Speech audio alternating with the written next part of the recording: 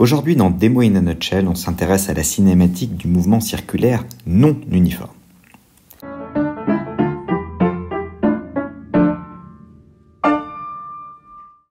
Alors un mouvement circulaire non uniforme, c'est avant tout un mouvement circulaire. C'est pourquoi on va se placer, comme d'habitude, en coordonnées polaires, avec des vecteurs ER, Eθ orientés comme suit.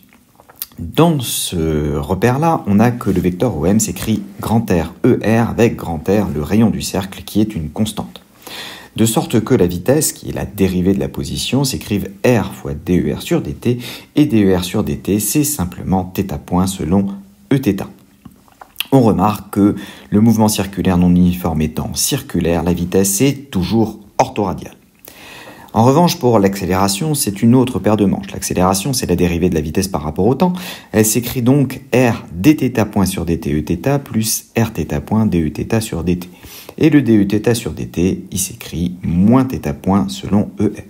En rassemblant, on a donc une expression qui ressemble à celle du mouvement circulaire uniforme, avec le moins Rθ point carré ER, mais dans lequel on a un terme supplémentaire en Rθ point Eθ qui correspond au caractère non centripète de cette accélération.